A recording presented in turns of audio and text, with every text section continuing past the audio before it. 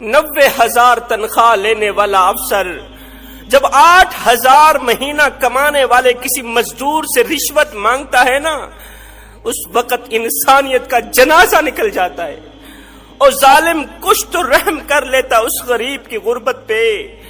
وہ غریب بوڑھا باپ جو کڑکتی دھوپ میں تتی ریت کے اوپر بوڑھی کمر پہ بوریاں لاد لاد کے دن رات ایک کر کے اوور ٹائم لگا رہا ہے، 6 بچوں کے لیے روزی روٹی کا بندوبست کر رہا ہے، او نادان او ظالم، ایسے غریب مزدور سے رشوت مانگتے ہوئے تجھے شرم نہ آئی؟ تیرے پاؤں سے زمین نہ ہلی؟ اللہ کے قہر سے نہ ڈرا؟ اللہ کے عذاب سے نہ ڈرا؟ مرنے کے بعد اس رب کو کیا منہ دکھائے گا جس رب نے تجھے حضرت انسان بنا کر دنیا میں بھیجا تھا؟ اے مرنے کے بعد کالی شکل لے کے اس کے سامنے تجھے شرم نہیں آئے گی؟ جس رب نے تجھے خوبصورت شکل دے کر دنیا میں بھیجا، کالی شکل لے کے اس مالک کا سامنا کرتے ہوئے تجھے شرم نہیں آئے گی؟ صاحب، نماز کی بہت بڑی فضیلت ہے، نماز پڑھنے سے بہت زیادہ ثواب ملتا ہے، نمازی کو اللہ تعالیٰ بہت بڑا مقام دیتا ہے۔ روزہ رکھنے کی بہت بڑی فضیلت ہے، روزے دار کو اللہ تعالیٰ بہت بڑا مقام دیتا ہے۔ جتنی بھی عبادات ہیں، نماز، روزہ، حج، زکوٰۃ، تہجد، اللہ تعالیٰ بہت بڑا مقام دیتا ہے، بہت بڑا مرتبہ دیتا ہے، مگر سنو، عبادت اس مقام تک نہیں پہنچاتی، نماز اس مقام تک نہیں پہنچاتی، روزہ اس مقام تک نہیں پہنچاتی، حج، زکوٰۃ، تہجد اس مقام تک نہیں پہنچاتی جہاں غریب کی خدمت پہنچاتی ہے۔ عبادت اس مقام تک نہیں پہنچاتی۔ حضرت سیدنا علی المرتضیٰ شیر خدا کرم اللہ وجہ الکریم نے فرمایا اگر کوئی بھوکا روٹی چرائے، روٹی چوری کرے، بھوکا شخص جو 3 دن کا بھوکا تھا روٹی چوری کرنے پر مجبور ہو گیا، اگر وہ ایک روٹی چوری کرے تو چور کے ہاتھ کاٹ دینے سے کہیں زیادہ بہتر ہے وقت کے حکمران کے ہاتھ کاٹے جائے۔ ایسے چور کے ہاتھ کاٹنے سے کہیں زیادہ بہتر ہے وقت کے بادشاہ کے ہاتھ کاٹے جائے۔ یہاں پر جو میری مائیں بہنیں بیٹیاں میری آواز سن رہی ہیں، ان کے آگے میں چھوٹی سی گزارش کروں گا۔ اے اسلام کی مقدس شہزادی، جب تم کسی شادی کی تقریب سے ہو کر گھر آیا کرو تو اپنے بوڑھے باپ کو، مزدور باپ کو، غریب باپ کو یہ مت کہا کرو کہ فلاں شخص نے اپنی بیٹی کو 10 تولے زیور دیے، 10 تولے سونا دیا۔ جب تم کسی شادی کی تقریب سے گھر آیا کرو نا تو اپنے بوڑھے باپ کو یہ مت کہا کرو کہ فلاں شخص نے اپنی بیٹی کو جہیز کے لیے 10 تولے زیور دیے، 2 ٹرک جہیز کے دیے، سامان کے دیے۔ تمہارے منہ پر تو باپ کہہ دیتا ہے اس نے اچھا کیا، تمہارے سامنے تو بوڑھا باپ، مزدور باپ، غریب باپ کہہ دیتا ہے اس نے اچھا کیا، لیکن رات کو جب سوتا ہے نا، رات کا جب دوسرا پہر آتا ہے، جب گھر کے تمام لوگ سو جاتے ہیں، اس وقت اس غریب بوڑھے باپ کی آنکھیں رو رہی ہوتی ہیں۔ بیٹی کا جملہ باپ کو سونے نہیں دیتا۔ بیٹی کی یہ خواہش، کاش جس طرح اس مالدار باپ نے بیٹی کو 10 تولے زیور دیے، 2 ٹرک جہیز کے دیے، کاش کہ میرا باپ بھی مجھے 10 تولے زیور دیتا، 2 ٹرک جہیز کے دیتا۔ بیٹی کی وہ خواہش باپ کی نیند حرام کر دیتی، بیٹی کا یہ جملہ باپ کی نیند حرام کر دیتا ہے۔ پھر ساری رات باپ کی روتے ہوئے گزرتی ہے، آنکھوں سے نیر بہاتے ہوئے گزرتی ہے، آنسو بہاتے ہوئے گزرتی ہے۔ بیٹی کی یہ بات سن کر باپ رو کے اللہ کے سامنے شکوہ کرنے پر مجبور ہو جاتا ہے، رو کر کہتا ہے، شکوہ کرتا ہے، مالک، بیٹی کو جہیز کے طور پر 10 تولے زیور دینے والے شخص نے کون سا ایسا کمال دکھایا تھا؟ جہیز کے طور پر 2 ٹرک سامان کے دینے والے شخص نے، باپ نے کون سی ایسی نیکی کی تھی، کون سی ایسی خوبی کر دکھائی تھی کہ تو نے اسے مالا مال کر دیا؟ مالک، میں نے تیرا کیا بگاڑا تھا کہ تو نے مجھے اتنا بھی نہ دیا کہ میں اپنی رخصت ہونے والی بیٹی کو ایک 4 پئی تو دے سکوں، رخصت ہونے والی بیٹی کو ایک 4 پئی تو دے سکوں؟ میرے اندر اتنی ہمت نہیں، میرے اندر اتنی طاقت نہیں، میں تو غریب ہوں۔ وہ بڑا باپ جو کڑکتی دھوپ میں تتی ریت کے اوپر کھڑے بوڑھی کمر پہ بوریاں لاد لاد کے دن رات ایک کر کے 1000 روپے شام کو کما کے آتا ہے، بچوں کے لیے روٹی کا بندوبست کرے یا بیٹی کو جہیز دے۔ بخار آتا ہے، غریب بڑھا باپ دوائی نہیں لیتا، پیناڈول کی ایک گولی نہیں لیتا، کیا کرے؟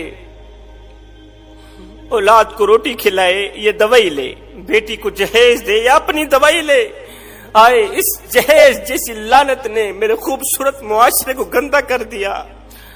آپ دیکھتے نہیں ہیں ہمارے معاشرے میں جب کسی کی بیٹی کی شادی ہوتی ہے تو بیٹی والے بیٹی کا جہیز 4 پہیوں پہ بچھا دیتے ہیں، پھر محلے میں آواز لگاتے ہیں دوسری بچیوں کو، دوسری عورتوں کو، بچیوں آؤ ہماری بچی کا جہیز دیکھ لو۔ آپ دیکھتے نہیں ہیں ہمارے گاؤں میں یہ رواج ہے، جب گاؤں کی کسی بیٹی کی شادی ہوتی ہے تو اس کے جہیز کو 4 پہیوں پہ بچھایا جاتا ہے، 4 پہیوں پہ بچھا کے دوسری بچیوں کو آواز دی جاتی ہے، بچیوں آؤ ہماری بچی کا جہیز دیکھ لو، بچیوں آؤ ہماری بچی کا جہیز دیکھ لو۔ میں نے کہا نادانو، تم نے جہیز دیا تو اپنی بیٹی کو، لیکن یہ کسی کو بھی خیال نہ آیا کہ جو بچیاں تمہاری بچی کا جہیز دیکھنے آئی ہیں، جو بچیاں تیری بیٹی کا جہیز دیکھنے آئی ہیں، ان بچیوں میں سے لاوارث بچی بھی موجود ہے، ان بچیوں میں سے یتیم بچی بھی موجود ہے، ان بچیوں میں سے اس غریب بوڑھے باپ کی بچی بھی موجود ہے، جو غریب بوڑھا باپ دن رات ایک کر کے اوور ٹائم لگا کے نہ دن دیکھتا ہے نہ رات دیکھتا ہے، نہ سردی دیکھتا ہے نہ گرمی دیکھتا ہے، نہ بھوک دیکھتا ہے نہ پیاس دیکھتا ہے، وہ بیٹی کے لیے روٹی کا بندوبست کرے یا اس کے جہیز کا بندوبست کرے۔ خدا را کچھ تو رحم کرو، کریم آقا کی غریب امت کو جینے دو۔ وہ غریب جس کو میرے کریم نبی نے فرمایا تھا، او میرے غریب میری امت میں سر اٹھا اٹھا کے چلنا، غریب میری امت میں سر اٹھا اٹھا کے چلنا ہے۔ جس غریب کو میرے نبی نے فرمایا تھا میری امت میں سر اٹھا اٹھا کے چلنا، ہم نے اس غریب کا ستیہ ناش کر دیا، ہم نے اس غریب کا جینا حرام کر دیا، جینا محال کر دیا۔ وہ غریب موت مانگنے پر مجبور ہو گیا۔ ہم نے اپنی دولت کی نمائش اس طرح کی، ہم نے پیسوں کی نمائش اس طرح کی کہ غریب موت مانگنے پہ مجبور ہو گیا۔ مالک تیری مخلوق مجھے جینے نہیں دیتی، ہاتھ جوڑ کے عرضی کر رہا ہوں میرے بھائیوں، اس جہیز جیسی لعنت کو ختم کرو۔ یہاں پر میں آقا کریم علیہ الصلوۃ والسلام کا ایک رلا دینے والا فرمان سنانا چاہوں گا، ضروری سمجھوں گا۔ میرے کریم نبی نے فرمایا تھا، او صحابہ جی یا رسول اللہ صلی اللہ علیہ وسلم، میرے نبی نے فرمایا کسی یتیم بچے کے سامنے اپنے بچے سے پیار نہ کرنا، اس سے یتیم کا دل دکھے گا، یتیم کو مرا ہوا باپ یاد آئے گا۔ او صحابہ کسی بیوہ عورت کے سامنے اپنی بیوی سے پیار نہ کرنا، اس سے بیوہ عورت کا دل دکھے گا۔ فرمایا او صحابہ کسی غریب انسان کے سامنے اپنی دولت کی نمائش نہ کرنا، اس سے غریب کا دل دکھے گا، غریب اللہ کے سامنے شکوہ کرنے پہ مجبور ہو جائے گا۔ ہے روٹی امیر شہر کے کتوں نے چھین لی، فاقہ غریب شہر کے بچوں میں بٹ گیا، چہرہ بتا رہا تھا کہ اسے مارا ہے بھوک نے، حاکم نے یہ لکھا کہ یہ کچھ کھا کے مر گیا۔ ہم غریبوں کی مدد کرتے ہیں، غریب ہمسائے کے گھر روٹی دیتے ہیں، لیکن تب جب وہ بیچارہ مر جاتا ہے۔ آپ دیکھتے نہیں ہیں ہمارے محلے میں جب کوئی فوتگی ہو جاتی ہے، جب کوئی مر جاتا ہے تو پھر ہم سارے محلے والے مل کر اس مرنے والے کے گھر پوری فیملی کے لیے کھانا پہنچاتے، پوری فیملی کے لیے کھانا پہنچاتے۔ میں نے کہا نا دانو، مرنے والا روٹی روٹی کرتا مر گیا، مرنے والا 3 دن کا بھوکا تھا، آخر مر گیا۔ روٹی کھلاتے تو اسی مرنے والے کو کھلاتے، آج اس کے مرنے کے بعد تمہاری دی روٹی کس کام کی؟ کسی عورت نے کہا حضرت کوئی ایسا وظیفہ ہے جس کے پڑھنے سے اللہ تعالیٰ جلد از جلد سنبھال لے، کوئی ایسا وظیفہ بتاؤ کہ اللہ تعالیٰ مجھے موت دے دے۔ میں نے کہا بہن یہ کیا کر رہی ہے؟ اس نے کہا آج سے 6 ماہ پہلے میرے شوہر کا انتقال ہوا، میرا شوہر فوت ہو گیا، عزیز و اقارب نے میری کوئی مدد نہ کی، عزیز و اقارب کی ہماری مدد نہ کرنے کی وجہ سے، غربت کی وجہ سے بالٹی دی، اس بالٹی کے اندر چنی اور چھولے بنا کر ڈال دی، بیٹا جاؤ فلاں سکول کے سامنے، شہر کے فلاں سکول کے گیٹ کے سامنے چھوٹی سی دکان لگا لو، شام کو جتنا کچھ کمانا اپنی 2 ننھی بہنوں کے لیے اور ماں کے لیے روٹی پانی لے کر آنا، بازار سے ہوٹل سے روٹی خرید کے آنا۔ زندگی کا نظام چل رہا تھا، وقت گزر رہا تھا۔ کل کی بات ہے، میرا 8 سالہ سربراہ چنے چھولے بیچنے کے بعد 200-400 روپے جیب میں ڈالے ہوٹل کی طرف جا رہا تھا، ہمارے لیے روٹی خریدنے کے لیے، کھانا لینے کے لیے ہوٹل کی طرف جا رہا تھا۔ راستے میں سے موٹر سائیکل پر 2 آدمی آئے، انہوں نے میرے ننھے سربراہ کو 2-4 تھپڑ بھی لگا دیے اور 200-400 روپے بھی لے لیے۔ میرے ننھے سربراہ کی کل جمع پونجی لے کر بھاگ گئے۔ اس نے چاہا کہ میں بھیک مانگ کے اپنی 2 بہنوں کے لیے کھانا لے کر گھر جاؤں، لیکن اسے باپ کا سبق یاد آ گیا۔